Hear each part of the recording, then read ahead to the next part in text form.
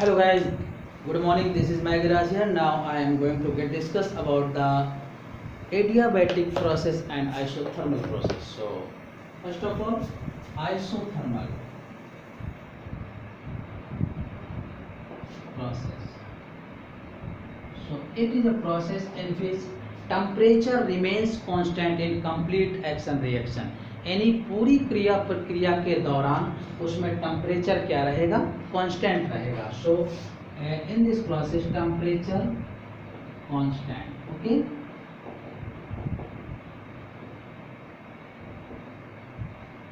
so this rule follows the Boyle's law, and you know that V equals to K, or we can say that V inversely proportional to P. This is the Boyle's rule. So P1 V1 equals to P2 V2. We can use this in the isothermal process. So isothermal process is a process in which temperature remains constant in complete reaction and T is constant, and this follows isothermal process follows the Boyle's rule, and Boyle's rule is V inversely proportional to P, or we can say that PV equals to constant. So according to this, P1 V1 equals to P2 V2. And now adiabatic process.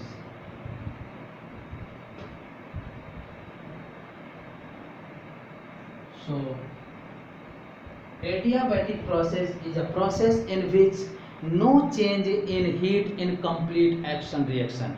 Means पूरी क्रिया प्रक्रिया के समय दौरान इसमें कोई भी heat का ट्रांसफॉर्मेशन नहीं होता. Means no change in heat. It means no change in heat with complete action reaction.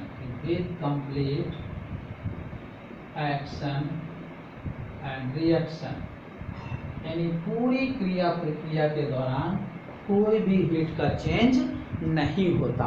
And this adiabatic rule follows the Poisson's rule. किसको फॉलो करता है? पायसन लॉ को फॉलो करता है. And Poisson law is equal to PV to raise power gamma equal to constant, where this gamma is called adiabatic coefficient, and it will be equals to Cp by Cv. We will discuss about this relation in further. So here this is the Poisson's rule, Pv to raise power gamma equals to K. So according to this, P1 V1 power gamma equals to P2 V2 power gamma. So P1 by P2 equals to V2 by V1 to raise power gamma. This is the first relation, and we know that in this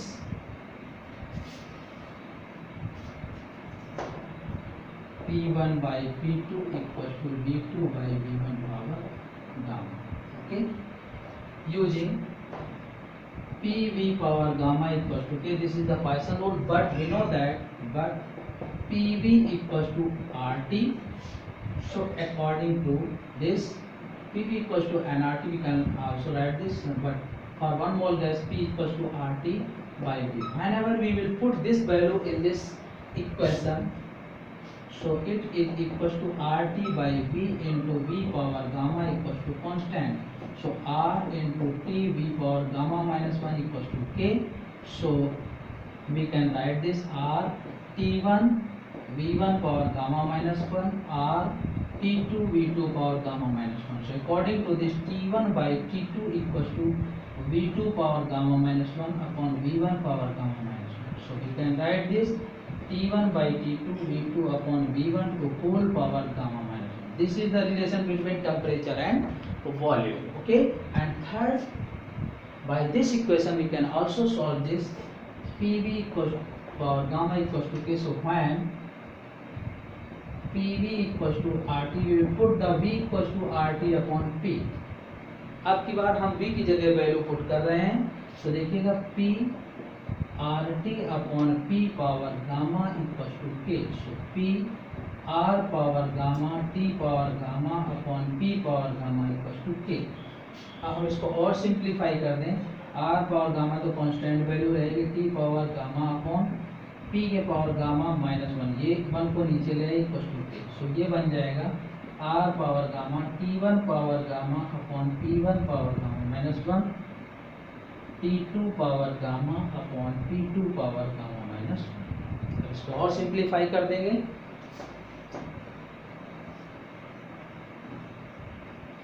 ये कुछ ऐसा हो जाएगा T1 power gamma upon T2 power gamma equal to P1 power gamma -1 P2 power gamma.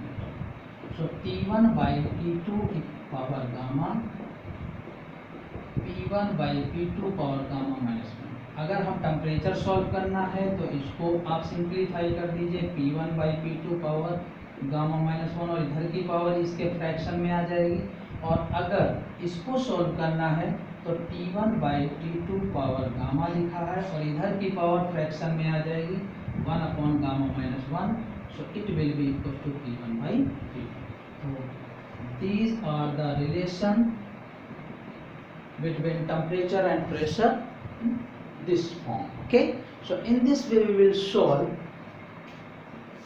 the relation between pressure volume, temperature volume and temperature pressure. Okay, so now let me discuss here coefficient of isothermal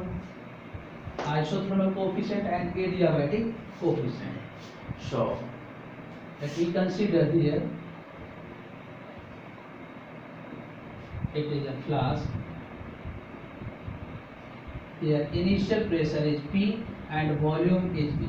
Whenever we increases the pressure and become P plus delta P, then its volume. initial pressure हमने P, जैसे atmospheric pressure है तो normally ऐसा रहेगा, लेकिन उसमें जैसे हमने थोड़ा सा प्रेशर इंक्रीज कर दिया तो इसका वॉल्यूम क्या हो जाएगा, कुछ ना कुछ डिक्रीज हो जाएगा। सो V2 will become V minus delta V. So let me consider some liquid is filled in this tank, in this flask, in which initial volume is V and pressure is P. Whenever we increases some pressure P plus delta P, then its volume will decreases V minus delta V. So according to the first of all, let me discuss here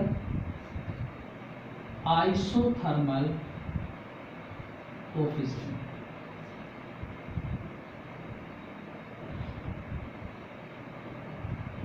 Isothermal elastic coefficient. So it follows the Boyle's rule, P1 V1 equals to P2 V2.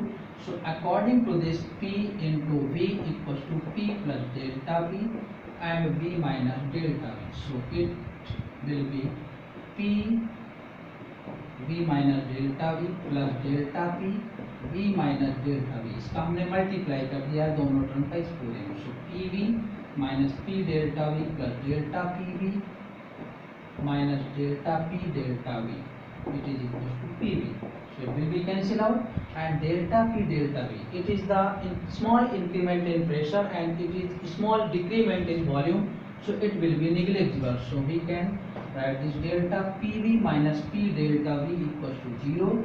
So delta PV equals to P delta V and delta PV upon delta V is equals to P, and you know that this will be the bulk modulus in the mechanical properties of the solids. Mechanical properties of the solids में हमने discuss किया था elastic coefficient जो थे उसमें bulk modulus के equal था। तो यहाँ पर आइसोथर्मल कंडीशन है, इसलिए हम इसको ET से डिनोट कर देंगे, तो ये हो जाएगा ET equals to P। Okay, isothermal elastic coefficient. So P1 V1 equals to P2 V2, putting this value P1 V1 P2 V2 multiply कर दीजिए अंदर, इसका दोनों टर्म ये आ गए, ये minus P delta V delta PV minus delta P delta V, PV PV cancel out, ये आ जाएगा, this term will be negligible, so it will be equals to delta PV upon delta V is equals to ET। ये bulk modulus के equal है coefficient, elastic coefficient के। तो elastic coefficient यहाँ पर आइसोथर्मल है, इसलिए ET से डिनोट कर दिया। एंड एडियाबैटिक इलास्टिक कोफिशिएंट जब सॉल्व करेंगे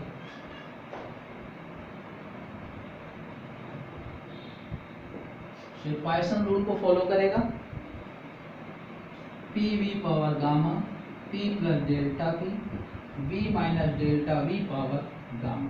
देखिएगा इससे V बाहर करेंगे तो ये बाहर आ जाएगा 1 minus delta V upon V power gamma. इसको आप ऐसे सिंप्लीफाई कर सकते हैं, V minus delta V power gamma है, वी पावर गामा और वी पावर गामा लिखेंगे। अब ये दोनों गामा सिमिलर है तो इसको हम एक साथ लिख दें ऐसे, और अब इसको अलग अलग कर दें, V by V delta V by V power gamma V power, यही मैंने लिख दिया। Okay, so V power gamma से V power gamma cancel, p plus delta p and it will written as 1 minus x power n equals to 1 minus nx, binomial expansion. Okay, binomial expansion से इसको open करेंगे तो 1 minus gamma delta v upon v आ जाएगा। अब इसका multiply कर दीजिए, p 1 minus gamma delta v upon v plus delta p 1 minus gamma delta v upon v equals to p। Clear? So p minus gamma p delta v upon v plus delta p minus gamma delta p delta v upon v equals to p। p से p cancel out होगा और ये term फिर delta p delta v, इसलिए इसको negligible कर देंगे। And now we can write this, ये टर्म पॉजिटिव है, delta p minus gamma p delta v upon v equals to 0। तो delta p equals to gamma p delta v upon v, तो delta p upon delta v equals to gamma p, फिर bulk modulus के equal हो जाएगा, elastic coefficient के equal, और यहाँ पर एडियाबैटिक कंडीशन थी इसलिए अब इसको हमने ES से डिनोट किया, तो ES equals to gamma p आ जाएगा। Okay, so we can also write the relation between ES and ET. So it is equal to the relation between ES and ET. So ES is equal to gamma p and ET is equal to p divided by both equation, ES by ET equals to gamma p upon p. So we can write this ES upon ET equals to gamma and that is equal to CP by C. So this is the relation between ES and ET also.